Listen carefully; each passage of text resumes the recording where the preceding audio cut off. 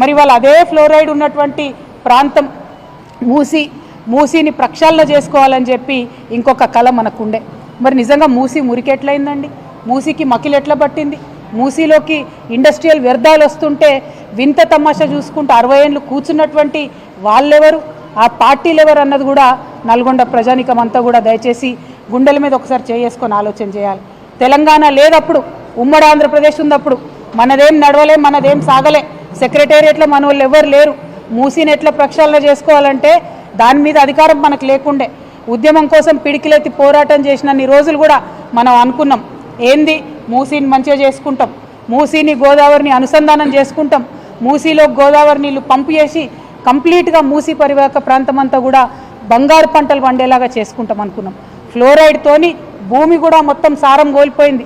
భూమిలో పండేటటువంటి పంటలు కూడా విషతుల్యమైనాయంటే కేసీఆర్ గారు కన్నకల, ఎంతోమంది తెలంగాణ వీరులు కన్నకల ఏంటంటే మూసీ నదిని ప్రక్షాళన చేసుకుంటామని అనుకున్నాం. మనం దానికోసం ప్రాజెక్టులు పెట్టుకున్నాం, దానికోసం ఒక 31 STPలు కట్టినాం. అంటే వచ్చే నీళ్లను శుద్ధి చేసేటటువంటి 31 కేంద్రాలను కేసీఆర్ గారి హయాంలోనే ట్రీట్మెంట్ ప్లాంట్ను నిర్మాణం చేయడం జరిగింది. ఆ తర్వాత మూసీని గోదావరిని కలపాలి. మూసీని గోదావరిని కలపడానికి మనకు కొండపోచమ్మ నుంచి అయితే దగ్గర అవుతుంది. దానికోసం ఒక 1600-1700 కోట్ల రూపాయలు అయితే సరిపోతుందని చెప్పి మనం ప్రాజెక్టులు పెట్టుకోవడం జరిగింది. అంటే మూసీలో 2 ఉన్నాయి అంశాలు, ఒకటి మూసీ ప్రక్షాళన, ఇంకొకటి మూసీ పునరుజ్జీవనం. ఈ 2 కూడా కేసీఆర్ గారి హయాంలో అత్యంత తక్కువ ఖర్చుతోని శాశ్వతంగా పరిష్కారం అయ్యేటటువంటి విధంగా మనం ఆల్రెడీ ప్రణాళికలు చేసి పెట్టినాం. అందులో 31 STPలు కూడా ఇలా పనిచేస్తున్న విషయం ఇప్పుడున్నటువంటి కాంగ్రెస్ పెద్దలకు కూడా తెలుసు. వాళ్ళ అధికారంలోకి వచ్చినాక ఏం చేసిండ్రు? కేసీఆర్ గారు పెట్టిన ఆ 3 STPలనే ఇప్పుడు మళ్ళీ వాళ్ళు ప్రారంభించి కొత్తగా ఏదో సాధించినట్టు జబ్బలు జరుచుకుంటున్నటువంటి పరిస్థితి మనకు కనబడతా ఉన్నది. ఇవాళ నల్గొండ జిల్లా ప్రజలకు, ఉమ్మడి నల్గొండ జిల్లా ప్రజలకు, అట్లానే తెలంగాణ ప్రజలకు నేను చెప్పేది ఏంటంటే మూసీ ప్రక్షాళన కావచ్చు, మూసీ పునరుజ్జీవనం కావచ్చు, 2 కూడా కేసీఆర్ గారి మదిలోని ఆలోచనలే.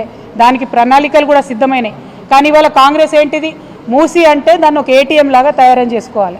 మూసీ గోదావరికి 1700 కోట్లతోని కొండపోచమ్మ సాగర్ నుంచి దగ్గర దారి లింకేజ్ ఉండంగా 7500 కోట్లు పెట్టి కాంట్రాక్టర్ల కోసం మల్లన్న సాగర్ నుంచి తీసుకొచ్చేటటువంటి సరికొత్త ప్రణాళికను ఇప్పుడు తెర మీదకి తీసుకొస్తా ఉన్నారు. మరి 7500 కోట్ల ప్రజాధనం దుర్వినియోగం చేయడానికైనా ఈ నల్గొండ జిల్లా బిడ్డ ఉత్తమ్ కుమార్ రెడ్డి గారు ఇరిగేషన్ మంత్రిగా ఉన్నారని చెప్పి నేను ఇవాళ ప్రశ్న వేస్తా ఉన్నా. దీనికి ఉత్తమ్ కుమార్ రెడ్డి గారు సమాధానం చెప్పాలి. అంతకుముందున్న ప్రాజెక్టుల ప్రాబ్లం ఏంది? 1700 కోట్లతోని కొండపోచమ్మ సాగరు మూసి అనుసంధానం చేసేటటువంటి ఆస్కారం ఉన్నప్పుడు కొత్త ప్రాజెక్టు 7500 కోట్లతోని ప్రజాధనం దుర్వినియోగం చేయాల్సిన అవసరం ఏముందని మేము ప్రశ్నిస్తూ ఉన్నాం. అదేవిధంగా మరి మూసీ ప్రక్షాళన అంటే ఏంటిది? మూసీలో ఉన్న మురికి నీళ్ళు ప్రక్షాళన చేయాలి. కానీ కాంగ్రెస్ పార్టీ వారి దృష్టిలో మూసీ పరివాహక ప్రాంతంలో ఉన్న పేద ప్రజల ఇండ్లను ప్రక్షాళన చేసే కార్యక్రమం వాళ్ళు మొదలుపెట్టింది. ఆ పేద ప్రజల ఇంటి మీద పడి బుల్డోజర్లతో కొడుతున్నటువంటి పరిస్థితి. మరి ఆనాడే మేము ఆలోచన చేసినాం, మూసీ రివర్ డెవలప్మెంట్ కోసం ఒక బోర్డు పెట్టినాం. దానికి సుధీర్ రెడ్డి గారు చైర్మన్గా కూడా ఉన్నారు. నాకు తెలిసి 20,000 కోట్ల లోపలనే దానికోసం ప్రణాళికలు కూడా సిద్ధం చేసి మొత్తం కూడా ప్రక్షాళన చేయాలనుకున్నాం. కానీ ఇవాళ ముఖ్యమంత్రి గారు ఏమంటారు? ఒకసారి 50,000 కోట్లు అంటాడు, ఒకసారి 1,00,000 కోట్లు అంటాడు, ఒకసారి 1,50,000 కోట్లు అంటాడు. మరి ఎందుకోసం అన్ని కోట్లు? అందులో రియల్ ఎస్టేట్ ప్రాజెక్ట్ ఏందో, దానికి వరల్డ్ బ్యాంక్ నుంచి రుణాలు ఎందుకో ఇవాళ ఒక్కసారి నల్గొండ జిల్లా ప్రజలు దయచేసి ఆలోచన చేయాలి. మూసీ పేరుతోని మన రాష్ట్రాన్ని మళ్ళా ATMగా మార్చి మూసీలో వచ్చినటువంటి మనీని ఢిల్లీకి పంపే ఆలోచన తప్పితే ఇంకోటి ముఖ్యమంత్రి గారికి లేదు.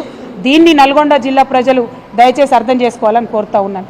మూసీ పేరుతో ఇక్కడ వచ్చి ప్రారంభోత్సవం చేస్తామని చెప్పి అడ్డగోలు మాటలు ముఖ్యమంత్రి గారు మాట్లాడారు. వారు మాట్లాడిన మాటలు నల్గొండ జిల్లా ప్రజలందరూ కూడా విన్నారు. మరి వారి భాషలోనే వారికి ఖచ్చితంగా ఇవాళ మాటల పరంగా బీఆర్ఎస్ పార్టీ జవాబు చెప్తుంది. చెప్పకుండా ఏం ఊరుకోం.